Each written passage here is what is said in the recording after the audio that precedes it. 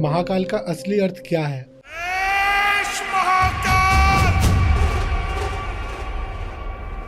और इनकी उपासना हमें किस तरह से करनी चाहिए? शिव की ही फॉर्म महाकाल है, शिव की ही फॉर्म शंकर हैं। और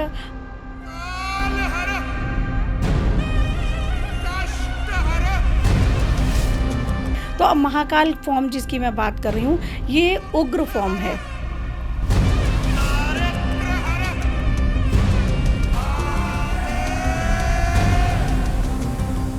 मैम, अगर मान लीजिए हमारे ऊपर महाकाल की कृपा है, तो उसके क्या संकेत होते हैं कि जिससे हमें पता चले कि हमारे ऊपर उनकी कृपा है? देखिए, अब मैं शिव की कृपा बताती हूँ। अगर शिव की कृपा आपके ऊपर हो गई तो आपके अंदर ये भाव आ जाएगा। जो अघोरी लोग होते हैं वो शमशान के अंदर बैठ के पूजा करते हैं और काफ़ी ज़्यादा चीज़ों को सिद्ध करते हैं।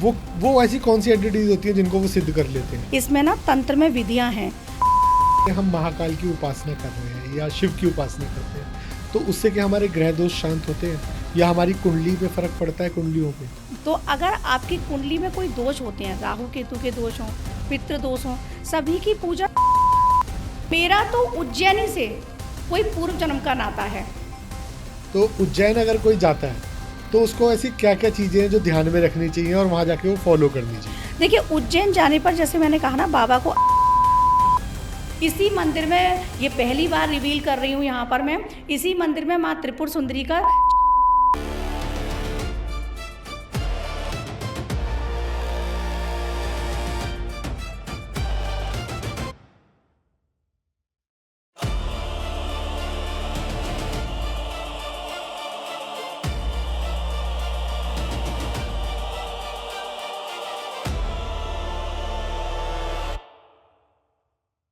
नमस्कार दोस्तों, आज का पॉडकास्ट हमारे लिए बहुत ही खास है, जिसमें हम बात करने वाले हैं महाकाल और माँ काली की दिव्य शक्तियों के बारे में।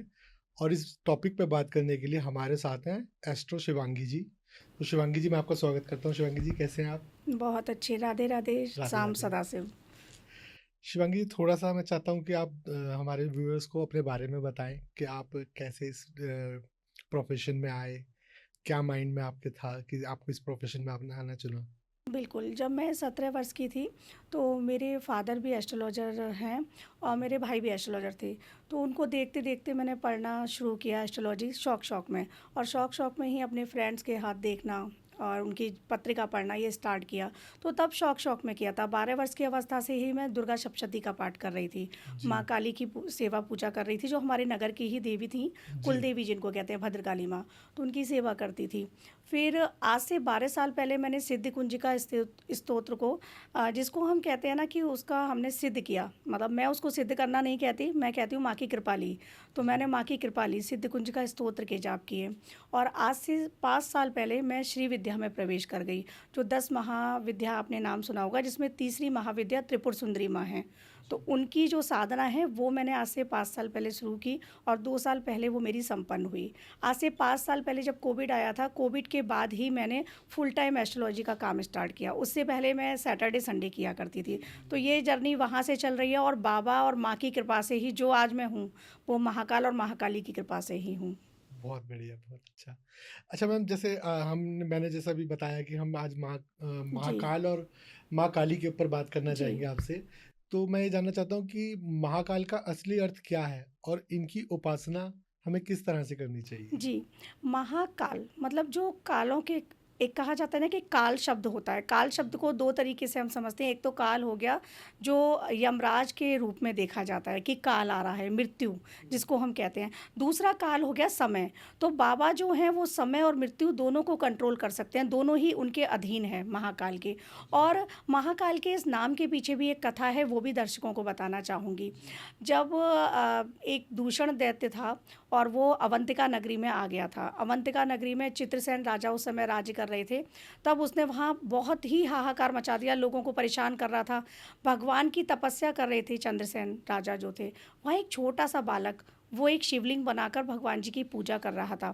तो वहाँ पर जो आज शिवलिंग है उज्जैन में महाकाल रूप में, जी। तो वो प्रादुर्भाव हुआ उस शिवलिंग का, खुद ही स्वयंभू हैं वो। और प्रादुर्भाव होने के बाद वहाँ दिव्य ज्योति उत्पन्न हुई और बाबा वहाँ आए और बाबा ने उसी शिवलिंग से निकलकर महाकाल स्वरूप लिया और जी, महाकाल स्वरूप जो था बाबा का बहुत भयावह था, क्योंकि वो उस शत्रु रूप में जो लोगों का वहाँ परेशान कर रहा था, जो राक्षस था दूषण, जिसके बारे में बता रही हूँ। तो जी, दूषण राक्षस के मर्दन के लिए, उसको मारने के लिए बाबा ने वहाँ महाकाल स्वरूप लिया और बाबा ने उसको वहाँ ख़त्म कर दिया। तो इस प्रकार से जो शिवलिंग वो है उज्जैन में, उसका नाम महाकाल पड़ा और महाकाल बाबा वहीं से उत्पत्ति हुई, क्योंकि शिव के ही सब रूप हैं, जी, भगवान शिव और जो रुद्र। अब अगर हम ऋग्वेद में जाएंगे तो शिव नाम आपको कहीं नहीं मिलेगा, वहाँ रुद्र मिलेगा। तो रुद्र है वहाँ पर नाम। इसी प्रकार से शिव हैं, शंकर हैं, अलग अलग नाम हैं, लेकिन अल्टीमेट तो बाबा एक ही हैं, जी, शिव और बिल्कुल। शक्ति। तो महाकाल नाम के पीछे ये तात्पर्य है और इस नाम का अर्थ भी ये है कि बाबा का ये नाम वहाँ से पड़ा। जी, और हमें इनकी उपासना करनी हो तो हम किस तरीके से कर सकते हैं? बिल्कुल, बाबा की अगर उपासना आपको करनी है तो देखिए, शिव उपासना के लिए आपको कल्याण अपनाना पड़ता है, क्योंकि शिव का अर्थ होता है कल्याण। लेकिन बाबा की अगर महाकाल की उपासना करनी है, तो आपको इस संसार की जितनी भी मिथ्या हैं, बातें हैं, उनको त्यागना होगा और सबसे बड़ा अहंकार। बाबा के दरबार में किसी अहंकारी की जगह नहीं होती, क्योंकि बाबा शमशान में वास करते हैं और जीवन का किसी का अंतिम जो रूप है, वो मृत्यु है। मृत्यु के बाद जो भस्म है वो अल्टीमेट रूप है कि हमारा रूप ये है। तो बाबा जो है ना, आपका अहंकार नहीं देखेंगे। अहंकार जब आप त्याग देंगे, तब बाबा की साधना या पूजा में आप जा सकते हैं। और साधना या पूजा में प्रवेश से पहले मैं कहूँ कि मंदिर में भी अगर महाकाल के प्रवेश करना है, तो अपना जी, अहंकार आपको त्यागना होगा। त्यागना होगा। अहंकार त्यागने के बाद ही बाबा आपको अपनाते हैं। शिव अपना लेंगे, क्योंकि शिव कल्याणकारी हैं और भोलेनाथ हैं, वो आपको अपना लेंगे, लेकिन महाकाल नहीं अपनाएंगे जब तक आपने अहंकार नहीं त्यागा। बिल्कुल, बिल्कुल। मेरा एक्चुअली में क्या है कि मेरा अगला क्वेश्चन ही आपसे यही था कि भगवान शिव और महाकाल के अंदर, दोनों के अंदर क्या डिफरेंस है? जी। क्या वो एक सिर्फ़ वो हमारा एक मान्यता है कि वो दोनों एक हैं, जी, या वो सच में अलग हैं? देखिए, शिव की ही फॉर्म है, शिव की ही फॉर्म महाकाल हैं, शिव की ही फॉर्म शंकर हैं और जो ये हमारे रुद्र हैं, रुद्र से ही ये हैं और जो सदाशिव हैं, अल्टीमेट अगर आप देखेंगे तो सदाशिव और अम्बा, जैसे मैंने सांब सदाशिव आपसे बोला था प्रणाम जी, की जगह, तो अम्बा और सदाशिव एक हैं। अम्बा जो हैं, चाहे वो माँ काली रूप में हो, शिव जी उनके नीचे हैं और जी, माँ ऊपर हैं, जी, चाहे वो त्रिपुर सुंदरी माँ के रूप में हो, सदाशिव नीचे हैं, अम्बा ऊपर बैठी हुई हैं। तो जी, सदाशिव के ही ये अलग-अलग रूप हैं, शिव हो गए, महाकाल हो गए। तो अब महाकाल फॉर्म जिसकी मैं बात कर रही हूँ, ये उग्र फॉर्म है, उग्र है। अब इस एनर्जी को एक्सेप्ट करने के लिए, इस एनर्जी में प्रवेश करने के लिए आपको सब कुछ त्यागना पड़ेगा इस संसार का जो है। अगर बाबा की शरण में जाना है, यूँ दर्शन करने बहुत लोग जाते हैं और बाबा का बुलावा आता है तभी जाते हैं, जी, वो एक अलग फॉर्म हो गई कि हम दर्शन करने जा रहे हैं। लेकिन अगर आप उनकी पूजा में जाएँगे, उनकी कृपा प्राप्ति चाहेंगे, तो सबसे बड़ी चीज़ है, आपको डाउन टू अर्थ होना पड़ेगा। आप अहंकार नहीं रख सकते। जहाँ अहंकार आएगा, क्योंकि बाबा हों या माँ काली हों, उन्होंने राक्षसों का ही तो वध किया और सारे राक्षस अभिमानी थे, अहंकारी थे। अहंकार तोड़ा है उन्होंने। अहंकार तोड़ा है, तो आपका अहंकार भी तोड़ देंगे और वो आपको स्वीकार ही नहीं करेंगे। ठीक तो है। अहंकार टूटेगा तभी आप पर बाबा की कृपा होगी, महाकाल की। शिव की कृपा प्राप्त कर लेंगे आप। जी, शिव की कृपा तो रावण ने भी प्राप्त कर ली कर थी, ली थी। है ना? बिल्कुल, सारे राक्षसों ने भगवान के पास गए, तप किया और वरदान ले लिए, चाहे वो बिल्कुल। भंडासुर हो, चाहे वो राक्षस रावण हो, है ना? जी, लेकिन अगर आपको महाकाल की कृपा चाहिए, तो अहंकार त्यागना पड़ेगा। ठीक मैम। मैम, अगर मान लीजिए हमारे ऊपर महाकाल की कृपा है या मेरे ऊपर भगवान शिव की कृपा है, तो उसके क्या संकेत होते हैं कि जिससे हमें पता चले कि हमारे ऊपर उनकी कृपा है? देखिए, अब मैं शिव की कृपा बताती हूँ। अगर शिव की कृपा आपके ऊपर हो गई, तो आपके अंदर ये भाव आ जाएगा कि मैं कल्याण करूँ, किसी भी प्रकार से जगत का कल्याण करूँ। एक नेचर होता है कि बहुत सारे लोग होते हैं जो हेल्पिंग नेचर नहीं होता उनका, काइंड नहीं होते हैं। लेकिन अगर शिव की कृपा हो जाए, तो वो ऑटोमेटिकली उनका नेचर चेंज होता है, वो ऐसे हो जाते हैं। और उनको अपनाना भी चाहिए। मैं कहूँगी, अगर शिव की आप पूजा कर रहे हो, तो शिव का अर्थ ही कल्याण है, आपको वो स्वरूप को आप अपनाओ। लेकिन जब महाकाल की कृपा होती है, तो जैसा कि मैंने कहा कि अहंकार का त्याग वो मांगते हैं, आप बिल्कुल डाउन टू अर्थ हो जाएंगे। आप अगर राजा भी हैं ना, जी, तो आपको बिल्कुल अभिमान नहीं होगा उसका। आपके पास सब कुछ है, आपको अभिमान नहीं होगा। और ये आपको पता चलेगा जब एक वैभव संपन्न इंसान है, आजकल थोड़ा सा ही किसी के पास आ जाए, उसमें अभिमान का भाव आ जाता है। लेकिन अगर कोई संपन्न व्यक्ति को आप देखें और देखें कि वो ज़मीन पर बैठकर भी भोजन कर रहा है या आपके मेरे साथ बैठकर भी कहीं खाना खा रहा है, तो आप समझ जाइएगा इस पर महाकाल की कृपा है, तब वो इस प्रकार जी, का है। क्योंकि महाकाल की कृपा होगी, वो व्यक्ति बिल्कुल वो ये समझेगा कि जहाँ मैं बैठा हूँ ना, ये बहुत बड़ी बात है। वो हर जगह को शमशान समझता है, क्योंकि उससे पवित्र भूमि कोई नहीं होती है। लोग कहते हैं कि वहाँ एंटिटीज़ होती हैं, एंटिटीज़ शमशान के बाहर होती हैं, वो अंदर प्रवेश भी नहीं कर सकती। ये पार्थिव शरीर जाता है हमारा, तो पार्थिव शरीर एंटिटीज़ नहीं होता है। ये हमारी आत्मा फिर परमात्मा में विलीन हो जाती है, पंच तत्व में विलीन हो गया हमारा शरीर। वो बहुत पवित्र जगह है। जो भस्म है वो बहुत पवित्र है, और भस्म तो शिव जी को वैसे भी बहुत प्रिय है। महाकाल के उज्जैन के अंदर तो भस्म लगाई जाती बिल्कुल है। उज्जैन में लगाई जाती है, वैसे शिव को भी प्रिय है, क्योंकि प्रिय है। माता सती की भस्म लगाई थी उन्होंने जी। उनके विरह में। तो ये चीज़ है कि बाबा के जो भक्त होंगे उनके लिए कहीं भी बिठा दो। ऐसे आप देखेंगे ना, जो वाक़ई महाकाल की कृपा से ओत-प्रोत इंसान है, तो वो कहीं भी बैठा होगा, वो बिल्कुल फ़कीर जैसी स्थिति में होगा। चाहे वो वैभव संपन्न हो, कहीं भी वो किसी सिचुएशन में एडजस्ट हो जाएगा। क्योंकि वो महाकाल की कृपा से उसका जीवन ऐसा हो जाता है कि वो सोचता है कि अंतिम जो मेरा सत्य है वो मृत्यु है। और बाबा जो हैं वहाँ बैठकर शमशान में राम नाम का जप करते हैं। हरि और हर एक ही हैं। और राम नाम जो है आपने भी देखा होगा, और हमारे व्यूअर्स भी इस चीज़ को देखेंगे, जब एक पार्थिव शरीर जाता है तो राम नाम सत्य ही बताया जाता है, और बाबा वही जपते हैं शमशान में बैठकर। तो महाकाल की कृपा प्राप्ति के लिए बता रही हूँ कि किसी भी इंसान के जीवन में ना अहंकार हो गया, द्वेष हो गया, ये चीज़ें रह ही नहीं जाती हैं। पंकज जी, अगर उसके साथ कोई गलत भी कर रहा है ना, तो वो सोचेगा कि ये उसके कर्मा हैं। जी। मेरे कर्मा है कि बाबा ने मुझे ये दिया है, अपना आशीर्वाद दिया है कि मैं जगत का कल्याण करूं, और जगत के साथ जो गलत हो रहा है उसको रोकूं। तो वो गलत को कैसे रोकता है ये भी आपको बता देती हूँ। अगर किसी के साथ गलत हो रहा है ना, तो वो बाबा की कृपा से उन चीज़ों को रोकता है। मैम, जैसे आपने बताया कि जितनी भी एंटिटीज़ होती हैं वो शमशान के बाहर रहती हैं। पर जैसे कुछ जगहों पे हमने देखा भी है और सुना है, सुना ज़्यादा है, देखा नहीं है, कि जो अघोरी लोग होते हैं वो शमशान के अंदर बैठ के पूजा करते हैं और काफ़ी ज़्यादा चीज़ों को सिद्ध करते हैं। तो वो ऐसी कौन-सी एंटिटीज़ होती हैं जिनको वो सिद्ध कर लेते हैं? देखिए, अघोर पंथ के द्वारा, ये पंथ होते हैं कि किस पंथ से आ रहे हैं, और वामाचार विधि से होता है वो सब कुछ। इसमें ना तंत्र में विधियां हैं, दक्षिणाचार, वामाचार, समयाचार, कौलाचार। जैसे मेरा जो है वो दक्षिणाचार और समयाचार है, मतलब हम सात्विक तरीके से पूजा करते हैं। दक्षिण मार्ग से जो लोग होते हैं वो तंत्र माध्यम से, मैं भी हूँ 10 महाविद्या जैसे मैंने आपको बताया, तो वो दक्षिण मार्ग से हूँ। सात्विक तरीके से पूजा होगी, वहाँ पर नैवेद्य, रोली, जैसे हम नॉर्मल पूजा करते हैं ना, सारी वो वस्तुएं होंगी। वामाचार विधि से वहाँ मांस, मदिरा, उसमें मत्स्य, मछली, इन सब चीज़ों का इस्तेमाल किया जाता है। अब अघोर पंत्र में क्या होता है, जो अघोर क्रियाएं होती हैं, कपाल क्रियाएं होती हैं, तो वो उसमें ना जो मुर्दा होता है उस लाश के ऊपर बैठ के वो भोजन भी पकाते हैं, खाते भी हैं और क्रियाएं भी करते हैं। तो वो मंत्रों के द्वारा एंटिटीज़ को बुलाते हैं। और अच्छा, एक चीज़ यहाँ पर और दर्शकों के लिए बताना चाहूँगी, कई जगह लोग बोलते हैं कि हमने महाकाल को सिद्ध कर लिया है, हमारे पास महाकाल की सिद्धि है या काली की सिद्धि है। तो ये भी लोगों का भ्रम तोड़ना चाहूँगी पंकज जी, वो सिद्धि नहीं होती है। हमारी विसात नहीं है कि हम महाकाल और महाकाली को वो सिद्ध कर सिद्ध लें। कर ले। उनको कौन सिद्ध करेगा, जो खुद परम सिद्ध हैं, दिव्य जी। चेतना है। हमारे ऊपर उनकी कृपा हो सकती है। तो वो जो अघोर पंथ से अघोरी करते हैं ना, वो एंटिटीज को सिद्ध करते हैं, वो मंत्रों के द्वारा बुलाते हैं। क्योंकि वामाचार विधि में ये सारी चीज़, कौलाचार विधि में ये सारी चीज़ों से एंटिटीज को बुलाया जाता है, और उनके पास वो सिद्धियाँ आ जाती हैं। मैम, जैसे कुछ लोगों का मानना ये है कि महाकाल जो है वो एक एनर्जी है जिनसे ही सब कुछ उत्पन्न हुआ है, और कुछ लोगों का कहना है कि महाकाल कैलाश पे वास करते हैं। तो इन दोनों चीज़ों में क्या सत्य है?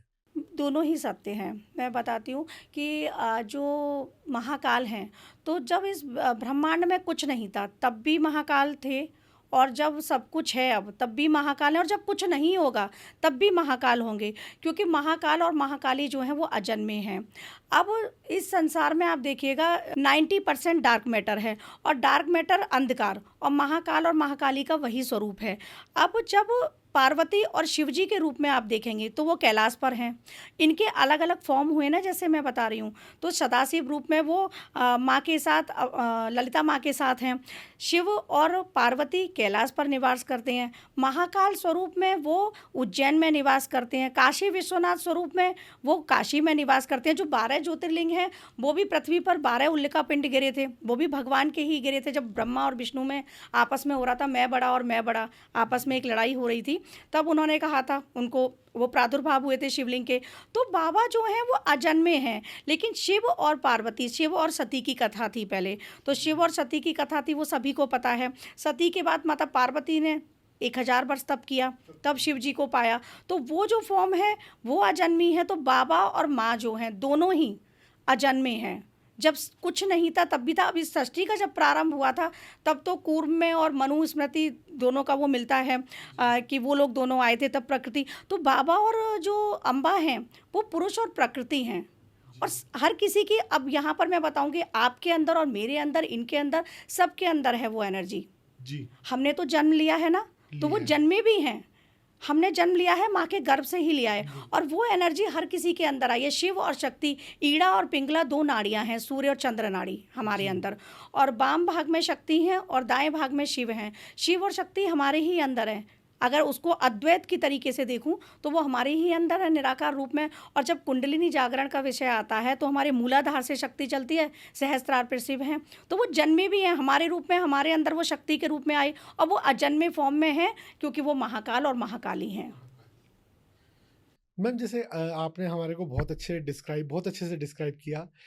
इसी बीच में एक क्वेश्चन मेरे दिमाग में एक और आ रहा है कि जैसे हम महाकाल की उपासना कर रहे हैं या शिव की उपासना करते हैं, तो उससे क्या हमारे ग्रह दोष शांत होते हैं या हमारी कुंडली पे फर्क पड़ता है, कुंडलियों पे? बिल्कुल पड़ता है। देखिए, महाकाल जो स्वरूप है ना, तो यहाँ पर मैं बताऊँगी कि महाकाल बाबा का जब आप देखेंगे परिवार, तो पूरा परिवार जो है पंचायतन होता है। गणेश भगवान हैं, कार्तिकेय जी हैं, वहाँ पर नंदी भी हैं और माता पार्वती हैं और शिव जी भी हैं, उनकी पुत्री अशोक सुंदरी भी हैं और वासुकी नाग भी है उनके साथ। तो ये जो है ना सभी ग्रहों को कंट्रोल करते हैं। नवग्रहेश्वर कहा गया है शिव जी के लिए। तो अगर आपकी कुंडली में कोई दोष होते हैं, राहु केतु के दोष हों, कालसर्प दोष हों, पितृ दोष हों, सभी की पूजा शिवलिंग की पूजा करके, शिव जी की पूजा करके सारे ग्रहों को शांत किया जा सकता है। बाबा के मस्तक पर चंद्रमा है तो चंद्र ग्रह हो गया। बाबा स्वयं सूर्य हैं। जी। बाबा जो हैं वो स्वयं सूर्य हैं। माता पार्वती जो हैं वो शुक्र ग्रह हैं। कार्तिकेय जी जो हैं वो मंगल हैं। गणपति जो हैं वो बुध हैं। नंदी जी जो हैं वो बृहस्पति हैं। जो उनका नाग है, तो नाग का जो फन है वो राहु है और पूंछ जो है वो केतु है। तो पूरे 9 ग्रह बाबा के साथ ही हैं। पूरे 9 ग्रहों की पूजा अगर आपने केवल शिव जी की पूजा कर ली उनके परिवार की, तो 9 ग्रह वहीं के वहीं शांत हो जाएंगे।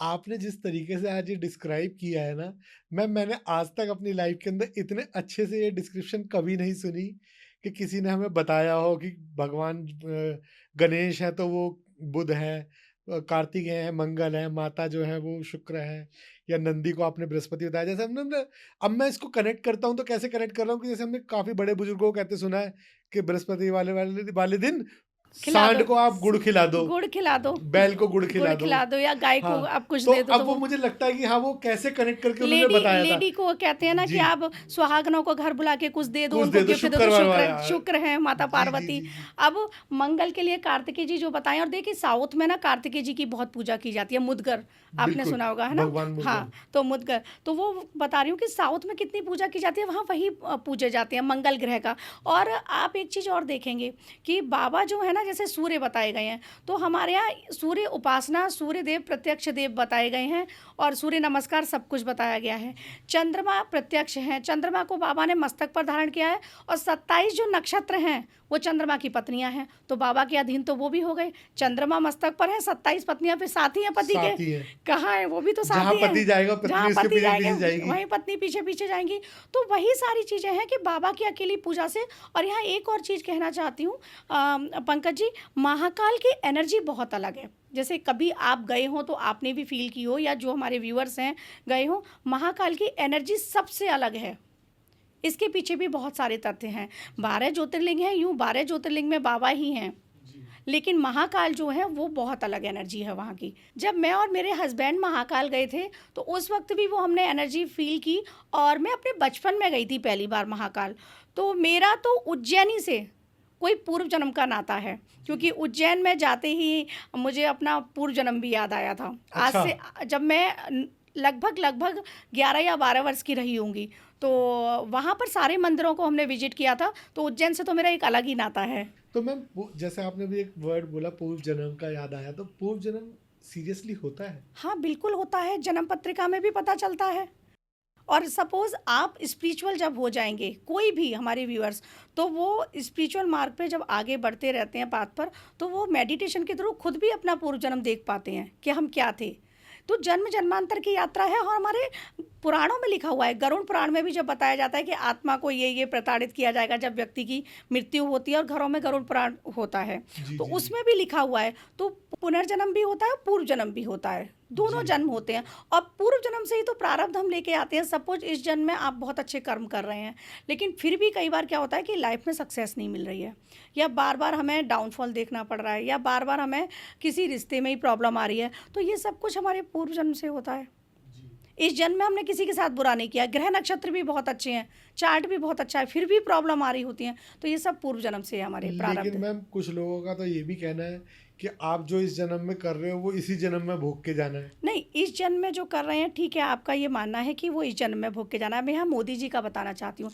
नॉर्मल फैमिली में पैदा हुए थे, है ना? बिल्कुल ठीक। तो और नॉर्मल फैमिली में पैदा हुआ बालक और देश का प्रधानमंत्री बनता है, उसी समय पर बहुत सारे बच्चे हुए होंगे जिस समय वो हुए हैं, तो वही क्यों बने? क्योंकि पूर्व जन्म में उनके प्रारब्ध इतने अच्छे थे, जो संचित कर्म लेकर वो आए और फिर प्रधानमंत्री बने। अब क्रियामाण कर्म होते हैं, कर्म 3 प्रकार के होते हैं, तो वो क्रियामाण उनके जो अभी के प्रेजेंट के कर्म अच्छे रहे, जिससे वो तीसरी बार प्रधानमंत्री बने। तो ये कर्मों का है। और कहीं ना कहीं देखा जाए तो उनके ऊपर भी महाकाल की बहुत कृपा है, वो तो महाकाल बहुत के पूजा करते हैं उनकी। महाकाल जाते हैं, पूजा करते हैं, लेकिन रात्रि में नहीं रुकते हैं, क्योंकि ये भी एक है कि महाकाल जो जाएगा, जो देश का राजा होगा या कोई भी राजा, ये अभिशाप है, वो रात्रि में वहाँ नहीं रुक सकता है। अच्छा। मोरार देसाई जी रुक गए थे, तो अगले दिन ही उनका इस्तीफा हो गया था। तो रात्रि में वहाँ साउथ के भी एक नेता थे, मुझे नाम याद नहीं आ रहा है, वो रुके थे, तो उनके साथ भी ऐसा ही हुआ था। तो रात्रि में तो वहाँ के लिए अभिशाप है, कोई राजा नहीं रुक सकता। वहाँ पर महाकाल का वास होता है, महाकाल राजा है वहाँ वहाँ के राजा वो है, उज्जैन उस के जगह राजा। कोई और राजा नहीं और चलेगा। कोई राजा नहीं चलेगा, तो ये है। अब हालांकि हाँ, एक तथ्य और है इसमें कि अभी उज्जैन के जो सीएम, एमपी के जो सीएम है, वो उज्जैन से ही हैं, तो उनका खुद का घर है वहाँ, बचपन से वो रहे हैं, तो उनके लिए ये अपवाद है कि वो हाँ, रुक सकते हैं, वो तो क्योंकि उसी जगह के क्योंकि हैं वो ना। उसी जगह के हैं। बाकी वहाँ रात्रि में कोई राजा रुक नहीं सकता है, क्योंकि विक्रमादित्य का राज्य था वहाँ पर, उससे पहले चित्रसेन का, जैसे मैं बता रही हूँ, राज्य था। तो वहाँ एक बार ना अभिशाप भी था। एक भूखी माता करके वहाँ मंदिर है, और एक भुवनेश्वरी माता करके मंदिर है। तो भूखी माता क्या करती थी, ये सारी माताएं रात में निकलती थी, एक कथा है पौराणिक कि सब लोग रात में निकल रही हैं, और जो भी राजा होता था उसका भक्षण करती थी वो। तो अब जब विक्रमादित्य के बनने की बारी आई राजा, तो उन्होंने कहा कि उनकी माँ चिंतित हुई कि आज तो तुम्हारा भी भक्षण कर लेंगी। विक्रमादित्य बहुत विद्वान थे, तो विक्रमादित्य बोले कि ऐसा नहीं होगा माँ, रुको, आप परेशान मत हो, आपका बेटा सुबह वापस आएगा। विक्रमादित्य ने क्या करा, अब वहाँ पर जो हरसिद्धि माता हैं और जो गढ़कालिका माता हैं, जो काली स्वरूप में बताया जाता है, ये सारी माताएं एक साथ होती थीं। तो इन्होंने हर जगह, हर चौराहे पर, हर देवी का प्रिय पकवान होता है, जैसे माता लक्ष्मी को खीर पसंद है ना, तो हर देवी का प्रिय पकवान होता है, इन्होंने हर चौराहे पर वो पकवान रखवा दिए जो विक्रमादित्य थे। तो उन्होंने पकवान खाए, उन्होंने कहा ये तो बहुत स्वादिष्ट है, किसने किया है ये सब कुछ। फिर वो राजा के महल में गई, तो उन्होंने क्या करा, जो मेवा होता है, मावे का खोआ, उसका ना पुतला बनाकर और बेड पर लिटा दिया अपने शयन कक्ष में, और खुद नीचे हो गई, तो वो भी खा गई। तो उन्होंने कहा ये इतना स्वादिष्ट बनाया, तो ये कौन है, अब मांगो, आओ निकलो, वर मांगो जो मांगते हो। तो वो तो विद्वान थे, उन्होंने कहा ये वरदान दो मुझे कि मैं हमेशा जब तक जीवित रहूं या राज्य करूं। उन्होंने वो वरदान दे दिया। तो विक्रमादित्य वहाँ के राजा थे, और जो हमारा पंचांग होता है एस्ट्रोलॉजी में, है ना, वो भी जो विक्रम संवत हम कहते हैं, नव विक्रम संवत्सर आता संवत, हाँ है, जी। तो विक्रम संवत्सर जो है हमारे सनातन में, जी। तो वो भी उन्हीं के नाम पर चला आ रहा है, विक्रम। तो विक्रमादित्य बहुत विद्वान राजा थे, और ऐसा उज्जैन से जुड़ा हुआ, अवंतिका से जुड़ी हुई ये कहानी है। तो वो माताओं के मंदिर अभी भी वहाँ हैं, शिप्रा नदी के तट पर भूखी माता, भुवनेश्वरी माता, गढ़कालिका, हरसिद्धि, हर मंदिर है ये वहाँ पर उज्जैन का। जी। मैम जैसे अगर हम अभी उज्जैन की बात कर रहे हैं, तो उज्जैन अगर कोई जाता है, तो उसको ऐसी क्या-क्या चीज़ें हैं जो ध्यान में रखनी चाहिए और वहाँ जाके वो फ़ॉलो करनी चाहिए? देखिए, उज्जैन जाने पर जैसे मैंने कहा ना, बाबा को अहंकार नहीं पसंद है। अगर आप अभिमानी हैं, स्वभाव में है, तो वो अपने घर में रख कर जाओ, और थोड़ा ब्लंट शब्दों में कहूँ तो अपने शूज़ में रख दो उस अभिमान को। बिल्कुल ठीक जो है। उतार के ही जाओगे ना मंदिर के अंदर, तो बिल्कुल। उन्हीं में छोड़ के चले जाओ। तो क्योंकि बाबा के दरबार में अभिमान नहीं चलेगा। अगर अभिमान लेके गए ना, तो ये बात मैं 100% लिख कर दे रही हूँ, बाबा के अच्छे दर्शन तो आपको नहीं हो सकते। किसी भी रीजन से भीड़ में स्टक हो गए, गेट, कई बार होता है कि कपाट बंद हो गए, दर्शन नहीं हो पाए, या आप भीड़ में ही स्टक रह गए, या कोई ऐसा आपके साथ केस हुआ कि हाँ दर्शन करते करते रह गए, बहुत सारे केस होते हैं, तो आपके साथ कुछ ना कुछ ऐसा होगा कि आपके दर्शन नहीं होंगे। आपने अभिमान त्याग दिया, आप वहाँ जाइएगा, बाबा के दर्शन होंगे। और मैं कहूँगी कि उज्जैन जाने पर ना आप सारे संसार को भूल जाओ, फिर सिर्फ बाबा और आप, क्योंकि उस ऊर्जा को लेने आप इतने कोसों दूर से जा रहे हो। और वहाँ जाकर भी अगर आप जिनको सेल्फी लेनी है, जिनको फ़ोटो लेने हैं, सब लें, मैं उसके खिलाफ नहीं हूँ, मैं भी खींचती हूँ फ़ोटो। लेकिन जिस समय बाबा के समक्ष बैठे हो, उस समय बाबा और आप हो, आपके पास कौन बैठा है वो भी आपको पता नहीं होना चाहिए। तो ये एनर्जी जब आप फील करोगे ना, जब वहाँ बैठे होगे, तो आपको साक्षात महादेव की एनर्जी फील होगी। महाकाल बाबा भस्म आरती के वक्त ये बता रही हूँ, लोगों ने महसूस किया होगा तो वो हमारे इस पे कमेंट भी करेंगे। बाबा दिखते हैं साक्षात जब भस्म आरती होती है। अगर आपके भाव सच्चे हैं, अहंकार का त्याग करके आप जा रहे हो, तो बाबा भस्म आरती के समय आपको दिखाई पड़ेंगे, दिखाई देते हैं वहाँ पे। दिखाई देते हैं भस्म आरती के समय। क्योंकि एक्चुअली मैं आज तक वहाँ नहीं गया हूँ, और मतलब काफी बार सोचता हूँ जाने की। अब हमारा पॉडकास्ट हो रहा है ना, अब आप जाएंगे, देखना। चलिए मैम, हो ये सकता है बाबा का ही संकेत है। हो सकता है उन्होंने आपको भेजा है ये बताने के लिए कि भाई पंकज को उज्जैन आना है, दर्शन बिल्कुल करना आना है अब। बिल्कुल बिल्कुल हो सकता है। बुलावा आ रहा है वहाँ से, और वहाँ से बुलावा आता है ना, तभी जाते हैं, बाबा की जब कृपा होती है। तो ये बातों का खास ख्याल रखना है। और वहाँ ना देखिए, हर जगह अच्छे लोग भी हैं, बुरे लोग भी हैं। तो आपको मंदिरों के दर्शन करने हैं, लेकिन कई सारे अघोरी वगैरह भी होते हैं, तो उनके, मैं कहूँगी उनके किसी के चक्कर में ना पड़ो। आप मंदिर जा रहे हो, मंदिर दर्शन करो। वो आपको बोल सकते हैं कि हम आपका ये कर देंगे, हम आपका ये काम कर देंगे।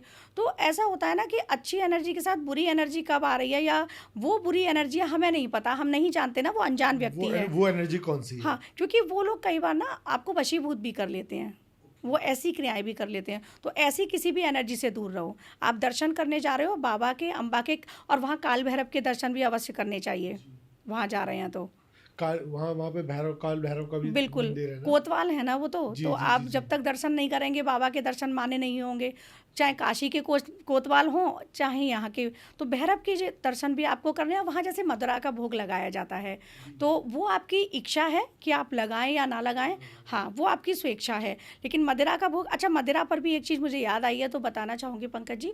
जैसे मदिरा भी ना पुराने समय में आसव चढ़ाए जाते थे, जो फलों के रस और जूस से निकाले जाते थे। अब वो प्रचलन मदिरा में आया, और वो तो देखो, वैज्ञानिक भी इस बात की रिसर्च कर सके हैं। और जो ब्रिटिश थे हमारे, ब्रिटिश ने भी रिसर्च की थी, और ऐसा निकल के आया था कि उनको वापस आना पड़ा था गुफा में। इस तरीके की उनके साथ घटनाएं हुई थी। तो आज तक इस बात का प्रमाण नहीं मिला। वो बाबा पीते भी हैं, इस तरह का ना, काल भैरव बाबा जो हैं, तो वो इस तरह का है। लेकिन प्रसाद आपको लेना है, ये जरूरी नहीं है। बहुत सारे लोग कहते हैं बाबा पे चढ़ाया है, आधा चढ़ाया है, आधा मुझे लेना है। अब ये हाँ, ग्रहण मैं तो करूंगा। मैं तो ये कहूँगी कि फिर बाबा जैसे तो आप नहीं बन सकते, वो फॉर्म हैं आप, जी, जी। उतनी उनके तो हम पावरफुल। बिल्कुल भी बाल बिल्कुल, बराबर मैं के वही नहीं कह रही हूँ, वो फॉर्म तो हम नहीं है ना। आपकी इच्छाएं लेनी है, वो एक अलग चीज़ है, लेकिन बाबा का प्रसाद है लेनी है, वो दूसरी चीज़ हो गई, वो दूसरी चीज़ हो गई। तो बाबा के जैसे हमारे अंदर इतनी सामर्थ्य कहाँ है। वहीं मंगलनाथ का मंदिर है, जो मंगल ग्रह के जो दोष समाप्त करते हैं ना, तो मंगलनाथ मंदिर में भी जाना चाहिए। अभी जो हरसिद्धि का मंदिर है वो बहुत प्रसिद्ध है। हरसिद्धि मंदिर जो है पंकज जी, गुजरात की ये कुलदेवी हैं जो हरसिद्धि माँ हैं, और इनको गुजरात से लाया गया था, उज्जैन में स्थापित किया गया था। विक्रमादित्य, राजा विक्रमादित्य ने किया था। और इस मंदिर में क्या है, सुबह की जो आरती है वो नहीं होती है, वो वहाँ होती है गुजरात में। यहाँ शाम की आरती होती है। 2 स्तंभ है यहाँ पर जो शिव शक्ति का प्रतीक है। और बारिश भी हो रही हो ना, तो उनसे जो दिया जल रहा है, जैसे ज्वाला जी में लौ हमेशा जलती रहती है, ऐसे, हाँ, कभी शांत नहीं होती, ऐसे यहाँ पर भी ना वो जलते रहते हैं दिए, बारिश में भी। इसी मंदिर में, ये पहली बार रिवील कर रही हूँ यहाँ पर मैं, इसी मंदिर में माँ त्रिपुर सुंदरी का चांदी का श्री यंत्र भी है। श्री चक्र की भी आप पूजा कर सकते हो। और उसकी पूजा करने के बाद, जैसे श्री चक्र है ना, हम सिर्फ लक्ष्मी के लिए जानते हैं, लेकिन उसमें माँ और साक्षात बिंदु स्वरूप में शिव और शक्ति दोनों मौजूद हैं श्री यंत्र में। हम श्री यंत्र की पूजा करते हैं ना, दिवाली पे करते हैं, डेली करते हैं, और फिर हम कहते हैं कि लक्ष्मी प्राप्ति के लिए, लेकिन शिव और शक्ति दोनों हैं श्री यंत्र में बिंदु स्वरूप में, तो वो भी उस मंदिर में है। तो उज्जैन तो अपने आप में एक बहुत प्राचीन नगरी है। और प्रभु श्री कृष्ण के गुरुजी भी वहीं थे, उन्होंने भी वहीं से शिक्षा ली थी। जो उनका गुरुकुल था वो भी उज्जैन में था। शिप्रा नदी के तट पर ही पास में उनका गुरुकुल था। तो उज्जैन अपने आप में बहुत एक पावरफुल है। और देखिए, साइंटिफिकली अगर हम देखें तो जो हमारा पूरा विश्व है उसमें सेंटर पॉइंट है जो उज्जैन है। भूमध्य रेखा जो ज्योग्राफी में पढ़ाई जाती पढ़ाई है, जाती तो है। भूमध्य रेखा कर्क रेखा वो वहां से गुजर रही है, गुजर वो रही कर है। तो वो सेंटर है, तो इसलिए बहुत पावरफुल है। और महाकाल इसलिए पावरफुल है कि जो भी ज्योतिर्लिंग है, हमेशा शिवलिंग का जो मुख होता है ना, उत्तर दिशा की तरफ होता है। जो बेदी होती है, जो जलहरी होती है, उसका मुख होगा उत्तर की तरफ, वो साउथ की तरफ फेस है। जी, जो उज्जैन है, दक्षिण मुखी शिवलिंग है वो, दक्षिण मुखी तो शिवलिंग। इसलिए बहुत पावरफुल है। और दक्षिण में क्या है? यमराज, यम की दिशा है।